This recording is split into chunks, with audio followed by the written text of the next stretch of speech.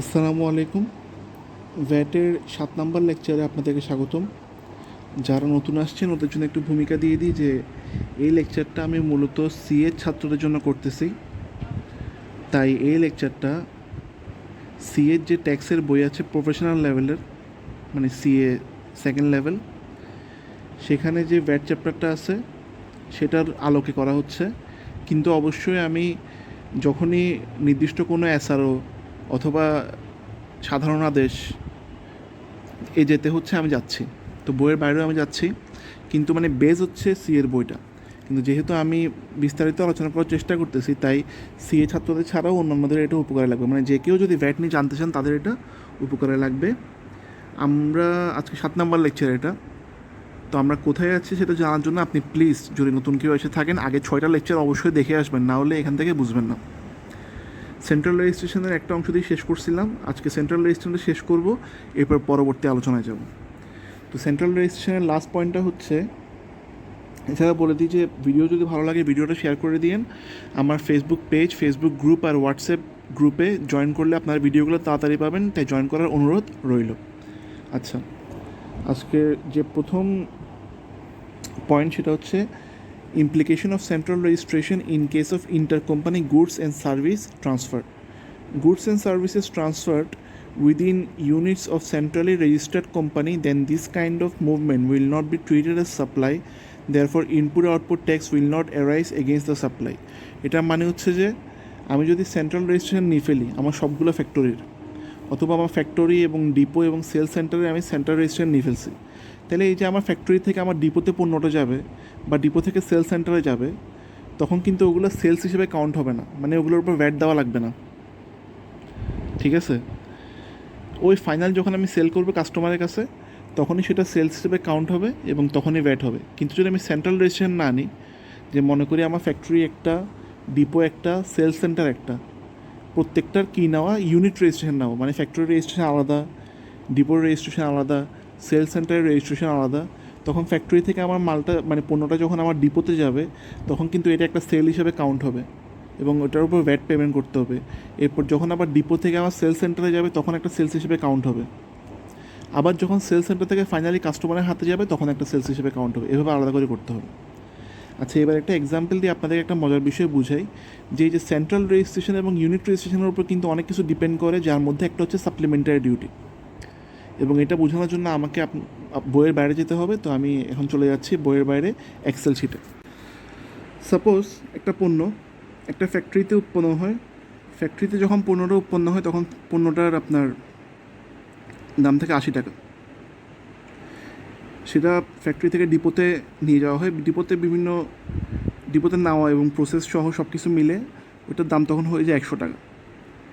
এই পণ্যের উপর 5% আপনার সাপ্লিমেন্টারি ডিউটি অ্যাপ্লিকেবল। এখন এই প্রতিষ্ঠানটা যদি সেন্ট্রাল রেজিস্ট্রেশন পায় তখন কী হবে, আর যদি ইউনিট রেজিস্ট্রেশন পায় তখন কী হবে একটু বলি। এই প্রতিষ্ঠানে যদি সেন্ট্রাল রেজিস্ট্রেশন হয়, তখন নিয়মটা হচ্ছে তাকে যে ডিপোর যেই প্রাইসটা আছে এটার উপর তাকে এসডি অ্যাপ্লাই করতে হবে, কারণ সেন্ট্রালি সব কিছু হিসাব করলে এটাই ফাইনাল আমার প্রাইস। ঠিক আছে, সো আমার 100 টাকার উপর এসডি অ্যাপ্লাই হবে। বাট যদি আমার ইউনিট রেজিস্ট্রেশন হয়, যে মানে আমার ফ্যাক্টরির জন্য রেজিস্ট্রেশন আলাদা, ডিপোর জন্য আলাদা, আমার কিন্তু সাপ্লিমেন্টারি ডিউটি শর্তে আছে যে আমি যে কোনো পর্যায়ে এসডিটা অ্যাপ্লাই করতে পারবো এবং এসডি শুধুমাত্র একবার অ্যাপ্লাই হবে, একাধিকবার অ্যাপ্লাই হবে না। সো অবভিয়াসলি স্বাভাবিকভাবে আমি এখানে যখন চাইবো ফ্যাক্টরি পর্যায়ে আমি এসডিটা অ্যাপ্লাই করে দিব, 80 টাকার উপর 5% আসবে এসডিটা, 100 টাকার উপর আমার এসডিটা কী হবে, আসবে না। তাহলে এই ক্ষেত্রে কিন্তু আমার ইউনিট রেজিস্ট্রেশন করলে কিন্তু খরচটা কম আসতেছে। তো তার মানে এটাই যে সবসময় যে সেন্ট্রাল রেজিস্ট্রেশন করলেই বেনিফিট হবে তা না, ইউনিট রেজিস্ট্রেশনের বেনিফিট হতে পারে। কিন্তু দেখেন, আপনাকে কম্পেয়ার করতে হবে যে আমি এখানে ইউনিট রেজিস্ট্রেশন করলে একটা বেনিফিট পাচ্ছি যে আমার এসডিটা আমি 80 টাকার উপর মানে অ্যাপ্লাই করতে পারতেছি, কিন্তু আমার অন্যান্য হ্যাসেলগুলো যে আমাকে ডিপোতে তখন আলাদাভাবে ডকুমেন্ট মেনটেন করতে হবে, ডিপোর জন্য আলাদা ভ্যাট রেজিস্ট্রেশন, ফ্যাক্টরির জন্য সেপারেট ভ্যাট রেজিস্ট্রেশন, রিটার্ন আলাদা হবে, আমার একটা আলাদা ওয়ার্কফোর্স লাগবে, তাহলে ওইটার কস্টের সঙ্গে আমার এই বেনিফিটটা ট্রেড অফ করলে কোনটা বেটার হয়, তখন আমাকে ওইটা চিন্তা করতে হবে। যাই হোক, এটা একটা ডিফারেন্ট জিনিস, এটা বইতে ছিল না, আমি একটু আলোচনা করে দিলাম। আচ্ছা, আমরা এখন পড়ব প্রসিডিউর অফ ভ্যাট রেজিস্ট্রেশন, মানে আপনি ভ্যাট রেজিস্ট্রেশনটা কীভাবে নেবেন। Each person who has obligation to take registration prior to the passage of 15 days from the date on which obligation for registration has been transpired shall submit application for VAT registration to the concerned divisional officer in MUSOC 2.1 form along with the required information. মানে আপনার যখন VAT রেজিস্ট্রেশনের অব্লিগেশনটা তৈরি হবে, যেটা আমরা রেজিস্ট্রেশনের ক্লাসে বলছিলাম যে কখন আপনার অব্লিগেশনটা আসবে সেটা দেখে নেবেন। সেটা হওয়ার 15 দিনের মধ্যে আপনাকে MUSOC 2.1 ফর্মে ভ্যাট 2.1 ফর্মে অ্যাপ্লাই করতে হবে। আপনার যে জোন সেই জোনের ডিভিশনাল অফিসারের কাছে অ্যাপ্লিকেশনটা করতে হবে এবং এই অ্যাপ্লিকেশনটা অনলাইনে করাটাই বাঞ্ছনীয় এবং অনলাইনে করাটাই বেটার। আপনারা যদি ভ্যাট বিডি ওয়েবসাইটে যান, যারা দেখতে চান দেখবেন সেখানে ভ্যাট 2.1 ফর্মের ফরম্যাট আছে, ওইটা দেখে নিতে পারবেন। ভ্যাট রেজিস্ট্রেশনের সঙ্গে সাধারণত নিচের ডকুমেন্টগুলো সাবমিট করা লাগে। কী কী লাগে? ট্রেড লাইসেন্স, পার্টনারশিপ ডিড অথবা মেমোরান্ডাম অফ অ্যাসোসিয়েশন অথবা আর্টিকেল অফ অ্যাসোসিয়েশন অথবা relevant ownership certificate, TIN certificate, IRC/ERC certificate, incorporation certificate, list of all related selling centres in case of central registration, অর্থাৎ আপনি যদি সেন্ট্রাল রেজিস্ট্রেশন নেন তাহলে আপনার যতগুলো সেল সেন্টার আছে সবগুলোর আপনার লিস্ট ওখানে সাবমিট করতে হবে। List of all input along with HS code, মানে আপনার যেগুলো ইনপুট মানে আপনার ম্যাটেরিয়াল যেগুলো র মেটেরিয়াল যেগুলো সেগুলোর সকলগুলো লিস্ট দিতে হবে HS কোড সহ। বিডা পারমিশন রেজিস্ট্রেশন সার্টিফিকেট, যদি আপনার কোম্পানিটি একটি ইন্টারন্যাশনাল কোম্পানি হয় বা মাল্টিন্যাশনাল কোম্পানি হয় তাহলে কিন্তু আপনার বিডার অ্যাপ্রুভাল নেওয়া লাগবে। তো বিডার যে পারমিশন সেটার আপনার সার্টিফিকেটটা আপনাকে সাবমিট করতে হবে। পাসপোর্ট অ্যান্ড ইটিন অফ শেয়ারহোল্ডার্সদের পাসপোর্ট এবং ইটিন সার্টিফিকেট লাগবে। Citizenship certificate, photograph of proprietor MD and bank solvency certificate, এগুলো আপনাকে সাবমিট করতে হবে রেজিস্ট্রেশনের ফর্মের সঙ্গে। আর ভ্যাট রেজিস্ট্রেশনের বিষয়টা আসলে আরও বিস্তারিতভাবে বলা যায়, কিন্তু আমি যেহেতু এটা একটা কোর্স করাচ্ছি এবং এটা শুধুমাত্র একটা প্র্যাকটিক্যাল কোর্স না যে আমি মানে রেজিস্ট্রেশন কেমনে করতে হয় সেটার উপর কিন্তু একটা আলাদা কোর্সই করা যায়, যে কেমনে আপনি রেজিস্ট্রেশন করবেন সেটাই আলাদা কোর্স করে দেখানো যায়। তো আমি ওরকম বিস্তারিত যাচ্ছি না, কিন্তু যদি আপনাদের কোনো প্রশ্ন থাকে আমাকে করতে পারেন, আমি ওইটা উত্তর দেওয়ার চেষ্টা করব। তাছাড়া ভ্যাট বিডি যে ওয়েবসাইট আছে সেখানে কিন্তু সবগুলো ফর্ম্যাট আছে। যাদের আসলে রেজিস্ট্রেশন দরকার তারা আমার মনে হয় তো নিয়ে ফেলছে।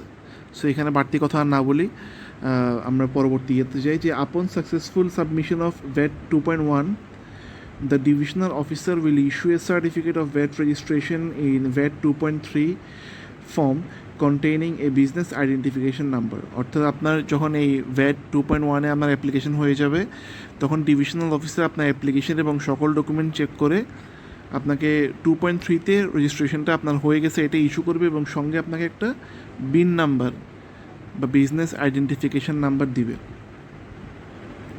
At the time of obtaining online VAT registration, the concerned officer may physically visit the registered company address in order to check all relevant documents.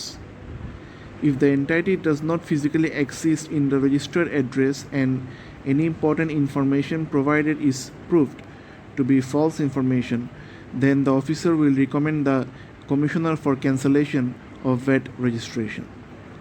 অর্থাৎ ভ্যাট রেজিস্ট্রেশন দেওয়ার সময় অথবা দেওয়ার পরেও কিন্তু ডিভিশনাল অফিসার আপনার যে কার্যালয় সেটা আপনার ভ্রমণে মানে সেটা ভিজিট করতে যেতে পারে এবং সেটা ভিজিট করতে গিয়ে যদি সে দেখে যে মানে এখানে কোনো ধরনের ফ্যাব্রিকেশন হয়েছে, আপনি অ্যাড্রেস যেটা দেখাইছেন ওই অ্যাড্রেসে আপনার কোনো অফিস নাই অথবা ডকুমেন্টগুলো নাই, তাহলে সে কিন্তু রেজিস্ট্রেশন ক্যান্সেল করার জন্য কমিশনার বরাবর রিকমেন্ডেশন পাঠাতে পারে।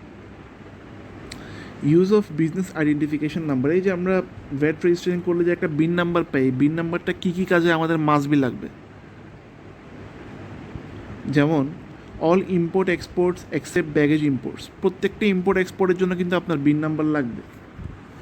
বিজনেস আইডেন্টিফিকেশন নাম্বারটা আপনার ইম্পোর্ট এক্সপোর্টের জন্য লাগবে, যে কারণে আমি প্রথম ক্লাসে বলছিলাম যে ইভেন আপনার রেজিস্ট্রেশন থ্রেশহোল্ড পার হয় না, কিন্তু ইম্পোর্ট বা এক্সপোর্ট করতে হলে কিন্তু আপনাকে রেজিস্ট্রেশন নিয়ে ফেলতে হয়। তারপর হচ্ছে registration of land or building in the name of registered or enlisted person. যদি আপনি রেজিস্ট্রেশন নেন, এরপর থেকে আপনার নামে যদি কোনো জমি অথবা দালান কোঠা যদি রেজিস্টার করতে হয়, তখন কিন্তু ওইটা লাগবে, বিন নাম্বারটা লাগবে। আইআরসি এবং ইআরসির জন্য, যেটা প্রথম পয়েন্টে বলে ফেলছে যে আইআরসি ইআরসির জন্য বিন নাম্বার লাগে। সো ভ্যাট রেজিস্ট্রেশন ছাড়া আসলে ইম্পোর্ট করা যায় না। Making supply to a withholding entity. Withholding এন্টাইটির ডেফিনেশন আমরা যখন ভিডিএস নিয়ে পড়ব তখন বিস্তারিত আলোচনা করব। যারা জানেন তারা তো অলরেডি জানেন, এখন আমি ওইদিকে গেলাম না। এরপর হচ্ছে পার্টিসিপেশন ইন এনি টেন্ডার, যে কোনো টেন্ডার অথবা ওয়ার্ক অর্ডার, এগুলোতে পার্টিসিপেশন করতে হলে আপনার ভ্যাট রেজিস্ট্রেশন লাগবে এবং বিন নাম্বারটা লাগবে। এনলিস্টমেন্ট ইন এনি অর্গানাইজেশন, যেগুলো অ্যাপ্রুভড অর্গানাইজেশন, ওগুলোতে এনলিস্টমেন্ট নেওয়ার জন্য বিন নাম্বার লাগবে। অ্যাপ্রুভ বন্ড লাইসেন্স, এই যে ইপিজিগুলোতে যে বন্ডগুলো দেওয়া হয়, এক্সপোর্টের ক্ষেত্রে যে বন্ডগুলো দেওয়া হয়, এই বন্ডগুলোর জন্য যে লাইসেন্স, বন্ড লাইসেন্স নিতে হলে আপনার ভ্যাট রেজিস্ট্রেশন নাম্বার লাগবে। Approval of bank loan in favour of registered or enlisted person, আপনি একবার রেজিস্ট্রেশন নিয়ে ফেললে এরপর আপনার ব্যাঙ্ক লোন নিতে হলেও এই বিন নাম্বারটা লাগবে। Any other case determined by order of the board, এছাড়া যদি বোর্ড অন্য কোনো অর্ডারের মাধ্যমে কোনো কিছু বলে যে এইসব কাজ করতে হলে ভ্যাট রেজিস্ট্রেশন বা বিন নাম্বার লাগবে, তখন কিন্তু আপনাকে বিন নাম্বার নিতে হবে।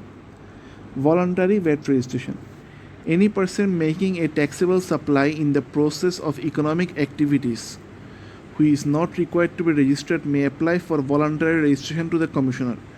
Once one obtains voluntary VAT registration, they need to continue being registered for at least 1 year. অর্থাৎ হচ্ছে আপনার যদি রেজিস্ট্রেশনে বাধ্যবাধকতা নাও থাকে, মানে যে থ্রেশহোল্ডটা আছে ওইটা পার হয়নি, তাও কিন্তু আপনি ভলান্টারি নিজ উদ্যোগে আপনি রেজিস্ট্রেশন নিতে পারেন। তবে একবার রেজিস্ট্রেশন নিয়ে ফেললে কিন্তু আপনি 1 বছরের আগে সেটা ক্যান্সেল করার জন্য আবেদন করতে পারবেন না। সেটা আপনাকে অন্তত 1 বছর ওই রেজিস্ট্রেশনটা রাখতে হবে। তো আজকের ক্লাস এতটুকুই, ইনশাল্লাহ খুব শীঘ্রই নেক্সট ক্লাস নিয়ে চলে আসবো। আপনারা আমার ভিডিওটা যদি ভালো লাগে তাহলে ভিডিওটা শেয়ার করে দিন। আর হচ্ছে আমার ফেসবুকে গ্রুপ আছে, ফেসবুক পেজও আছে এবং হোয়াটসঅ্যাপে গ্রুপ আছে, সেগুলোর নাম এখানে দেওয়া থাকবে, লিঙ্ক দেওয়ার চেষ্টা করব, অথবা আমাকে ইনবক্স করলে আমার থেকে পাবেন। সেখানে যোগ দিলে আপনারা লেকচারগুলো তাড়াতাড়ি পেয়ে যাবেন। তো আশা করি আপনারা ভালো থাকবেন এবং লেকচারগুলো ভালো হচ্ছে। Thank you.